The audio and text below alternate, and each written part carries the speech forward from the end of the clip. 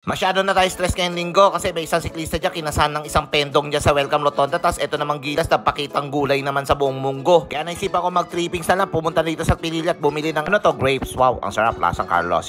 Dumaan na rin ako dito sa 7-Eleven, tapos kasama ko si Lodi Cake, yung anak sa labas ni Mr. Bean. Umakyat kaagad kami dyan sa Bugarin, Switzerland, tapos nakita namin yung Grand Canyon. Wow, ang ganda. Talaga yung ventilador dyan, nagpuproduce talaga ng oxygen, tapos inalo kami ng ano ba tawag dito, kamoteng kahoy. O, tikman natin yan. Wow. Dalawa pa nila ng sugar na may nyog. O, sige, tikman natin yan.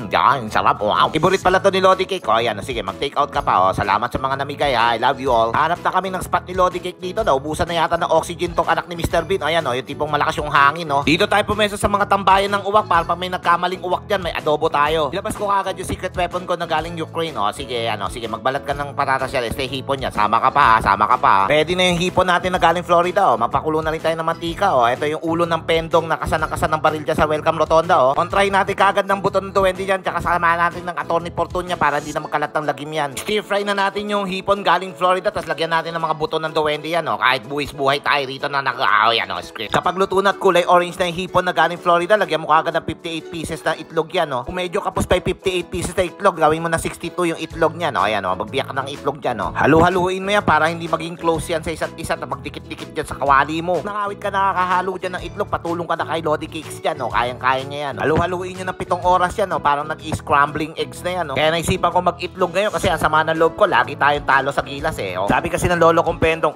ako, pag ikaw ay tagi kang talo, kumain ka ng itlog. Ayan, luto na yung scrambling pendong shrimp. Gulat ka, may dala kaming takoren, o. Magulat ka kung may dala kaming salaset. Ayun na nga, tinamad kami mag-bit-bit, pinalalamove po na yung gardenia tsaka cheese whiz na yan galing 7-Eleven, o. Bigyan na natin kagad ng scrambling pendong shrimp yan, o. Tapos, o, ayan, Lodi Cake, kukunin mo pa yan, ha. Happy talaga ang appetite ni Lodi Cake, o. Manang-mana sa kanyang ama si Mr. Bean. Bundat at mag-chairbox na tong isa. Tayo mga motorista at mga siklista, magrespeto at magmahalan tayo sa kalye. Bye-bye!